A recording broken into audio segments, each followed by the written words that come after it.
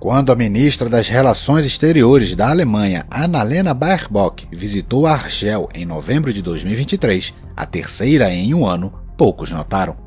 Por que uma das políticas mais importantes da Europa visitava tanto este país do norte da África? Simples, gás. Mas essa não é a única riqueza da região, que também tem petróleo, hidrogênio, sol e vento. Enquanto isso, a Europa, que até recentemente dependia totalmente dos recursos russos, agora busca alternativas, que encontra no norte da África. A importância da região para o futuro da Europa vai além da energia. O norte da África é uma área 20% maior que a União Europeia, habitada por mais de 200 milhões de pessoas, e hoje é chave para a segurança europeia, não só energética, mas também a migratória. É aqui que se determinará se a Europa pode proteger seu flanco sul ou se enfrentará novas ondas de desestabilização. Para entender para onde essa região está caminhando e as consequências para a Europa, é preciso examinar sua complexidade. Embora possa parecer uma área uniforme do mundo árabe, na realidade é um mosaico de culturas, conflitos e paradoxos. Vamos embarcar em uma jornada pelo norte da África. Bem-vindo ao Dossiê dos anos 20.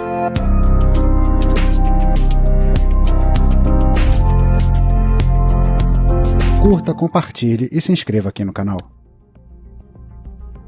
Como raramente olhamos para esta região do mundo, a introdução histórica será mais extensa do que habitual, mas vale a pena, considerando o mosaico de conexões e culturas que molda a região. A área do norte da África mudou de mãos muitas vezes ao longo dos séculos. Foi aqui que uma das primeiras civilizações antigas surgiu, o Antigo Egito, cujo litoral, no início da nossa era, tornou-se parte do Império Romano. Seus traços são visíveis na Argélia, que tem o segundo maior número de ruínas romanas depois da Itália. O território do atual Egito também foi palco de eventos descritos na Bíblia, como o governo de José, a história de Moisés e o refúgio da Sagrada Família, com traços visíveis no Monte Sinai e no Cairo. Para fins de categorização, note-se que o Marrocos, a Argélia, a Tunísia e a Líbia são chamados de Magrebe, enquanto o Egito pertence à região de Masherek, que abrange o Oriente Médio.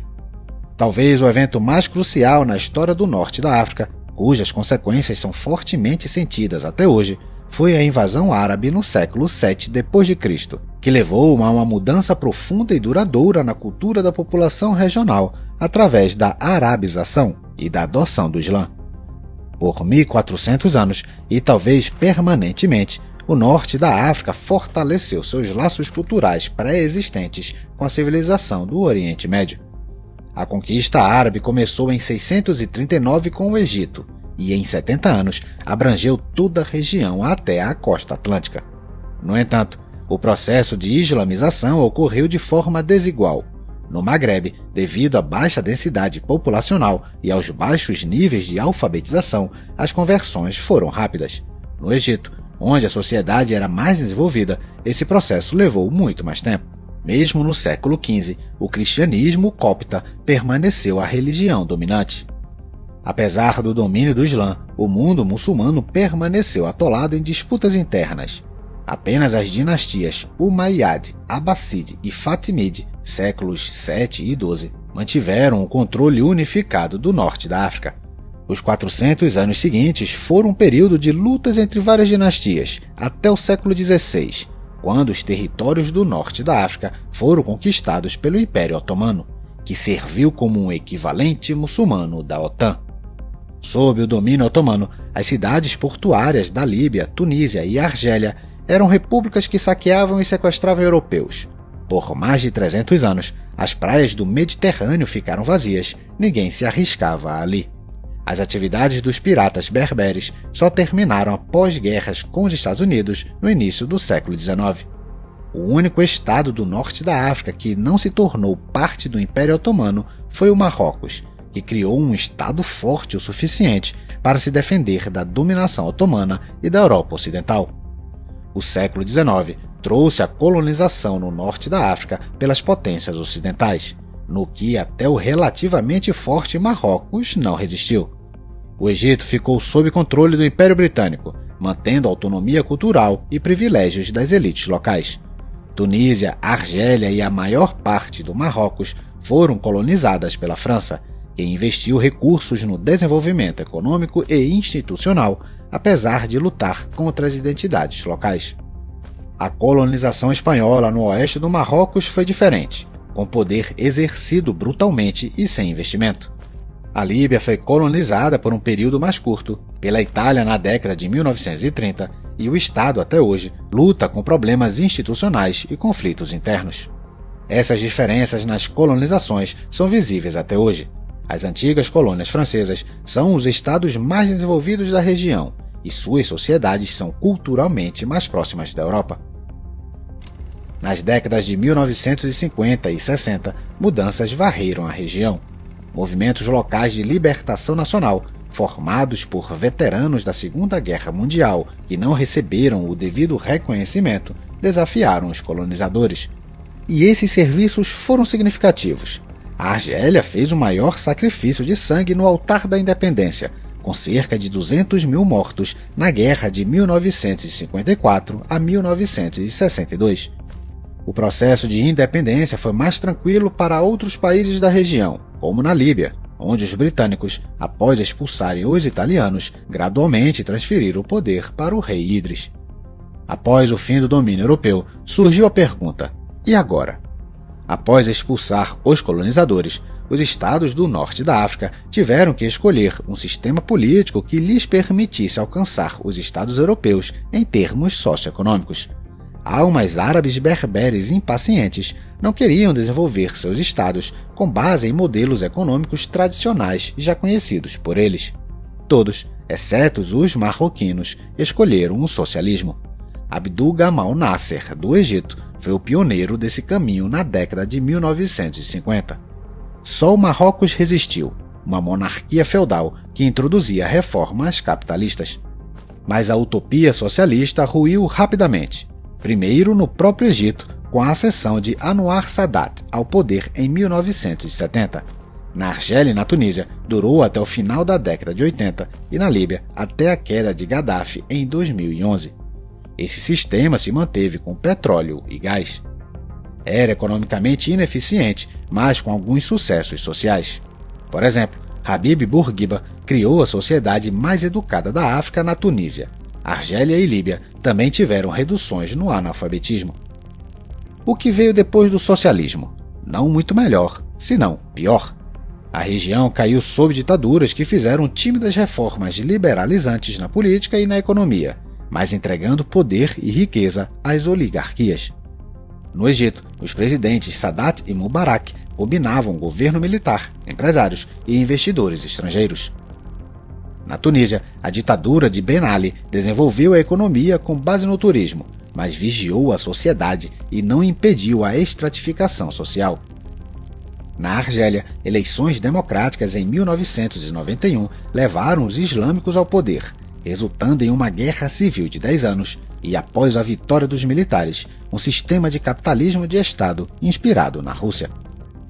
Do ponto de vista da construção do Estado, os estados do norte da África têm dois problemas a resolver: construir um Estado islâmico ou secular. Uma democracia ou um governo forte é melhor para os estados da região. Ambos estão ligados. A democracia geralmente leva ao governo islâmico, apoiado por cerca de 40% da sociedade. O governo de mão forte protege o resto da sociedade desse cenário. Nos países do norte da África, a sociedade é dividida em relação à secularidade do Estado. A classe média defende um Estado secular, enquanto a classe trabalhadora quer que ele seja construído de acordo com os princípios do Islã político. Essa divisão diz respeito a liberdades civis, incluindo vestimenta, relações sexuais, emprego, consumo de álcool e lazer. Essas questões podem ser mais importantes do que se o país é democrático ou autoritário, pois definem o dia a dia do cidadão, não só como a liderança é escolhida. A divisão entre liberais e islâmicos não é binária. Em diferentes países, há pessoas que vivem entre os dois mundos. Vão à mesquita, leem livros em árabe, mas assistem à TV francesa ou americana. Do ponto de vista europeu, é importante que os islâmicos tenham o mínimo de influência possível, porque seu governo é um fator que leva os residentes a emigrar. governos instáveis, diferentes culturas e visões, pobreza e caos. Tudo isso manteve o norte da África tensa. Uma faísca foi suficiente para as sociedades insatisfeitas se rebelarem. Em 2011 e 2012, isso resultou na Primavera Árabe. Na Tunísia, a democracia foi introduzida para substituir o deposto Ben Ali.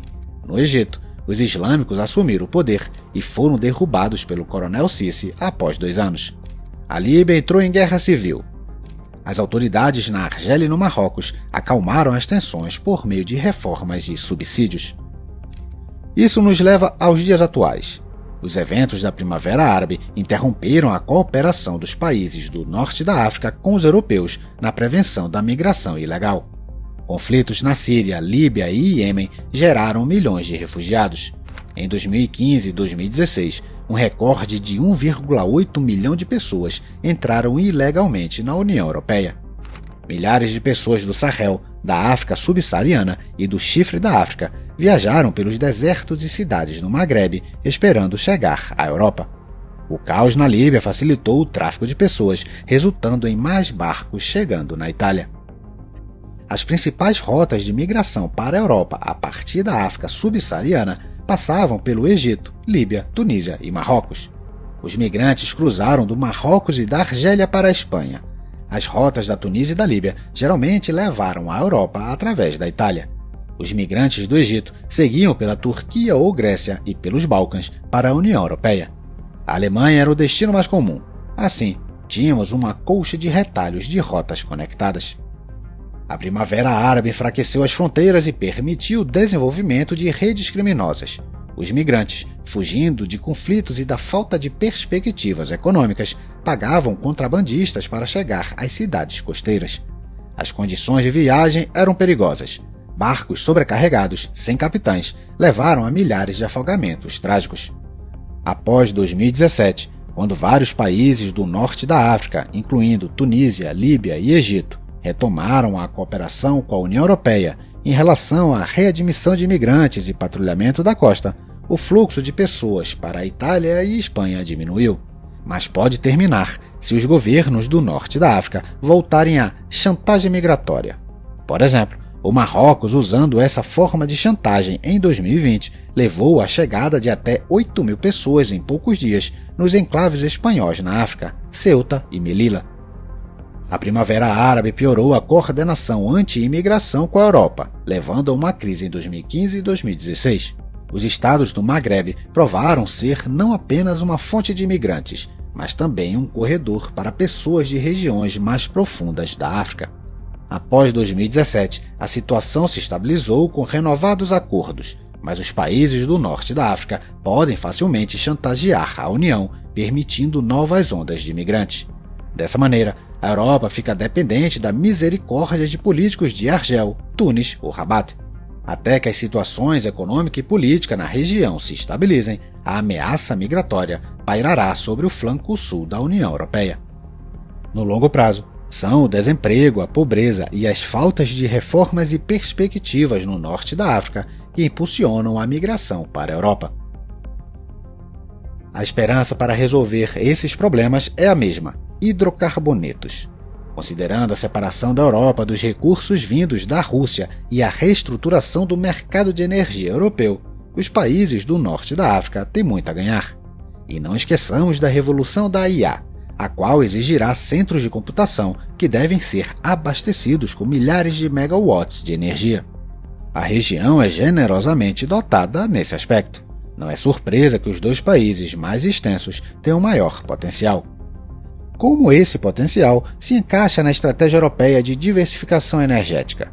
As principais artérias de gás que ligam a África à Europa são: gasoduto Transmed, aproximadamente 33 bilhões de metros cúbicos; gasoduto Maghreb-Europa, aproximadamente 12 bilhões, mas que está fora de uso desde novembro de 2021 por razões políticas; gasoduto Medgaz, aproximadamente 10 bilhões; gasoduto Green Stream, aproximadamente 11 bilhões de metros cúbicos. A capacidade total dessas rotas chega a 65 bilhões de metros cúbicos por ano, e isso é maior que a única conexão de transmissão operacional de gás russo para a Europa, o gasoduto Turkstream, que pode bombear o máximo de 30 bilhões de metros cúbicos. Os gasodutos africanos não são usados em 100% da capacidade, com espaço para aumentar a exportação. Com a União Europeia se afastando da compra de hidrocarbonetos da Rússia, a Argélia se torna um dos principais fornecedores de gás da Europa.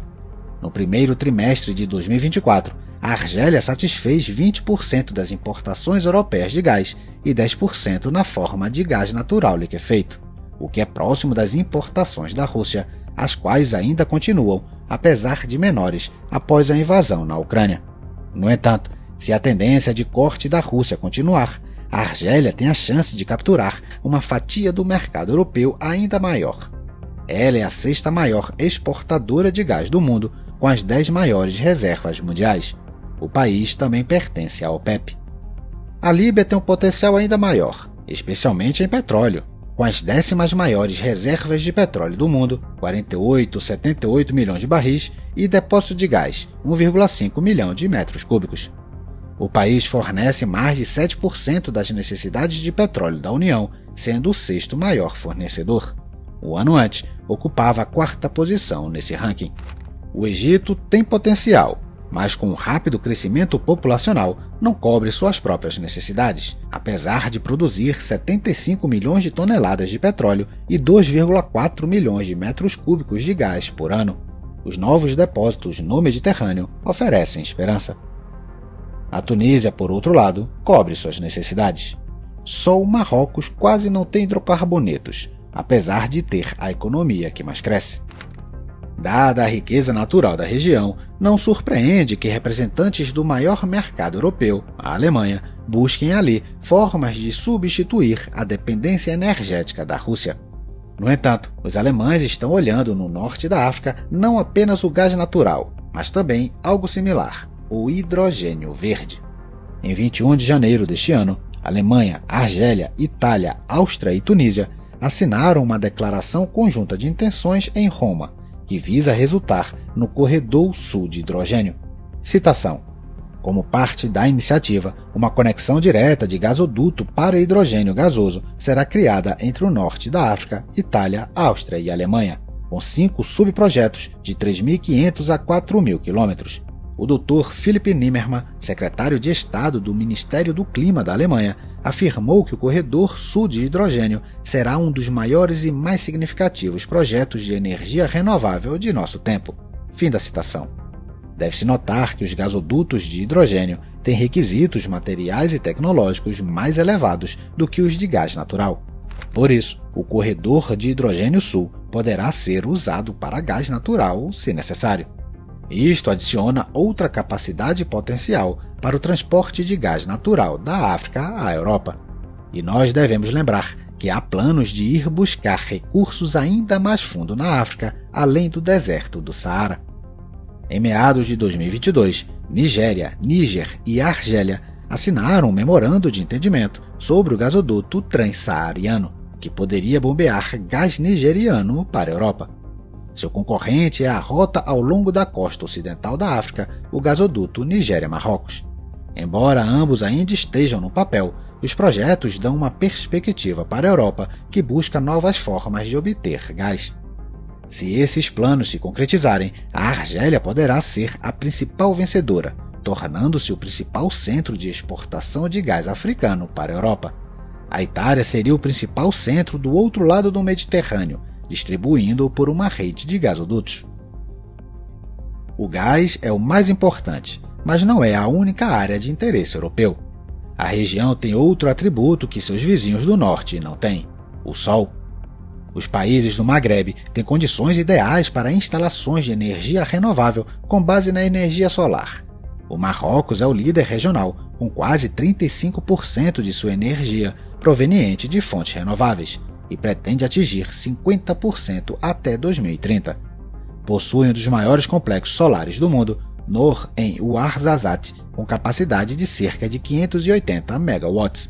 Mais instalações estão planejadas, incluindo um projeto com capacidade de até 800 megawatts.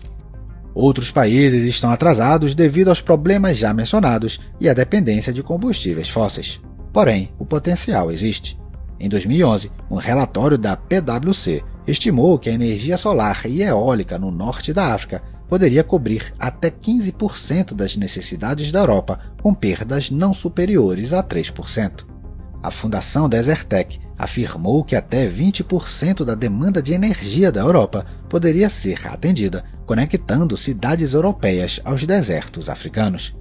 Estima-se que usinas solares nos desertos podem gerar energia por 15, 16 horas no dia, contornando dois problemas fundamentais que dificultam a utilização das energias solar e eólica na Europa: a intermitência e o curto tempo de operação das células. Estudos indicam que a transmissão de energia do norte da África para a Europa é tecnicamente viável, mas esbarra em políticas e regulamentações. Considerações de longo prazo incluem a construção de cabos conectando as redes elétricas até a Europa, permitindo a exportação direta e barata de energias solar e eólica. Vários projetos estão em desenvolvimento, incluindo o projeto X-Links, conectando Marrocos à Grã-Bretanha, a iniciativa GREG, conectando Grécia ao Egito, e o projeto Elmed Tunita, conectando Tunísia à Itália por via submarina. No entanto, ainda é cedo para falar de uma revolução, mas o potencial dessa relação é enorme e multifacetado.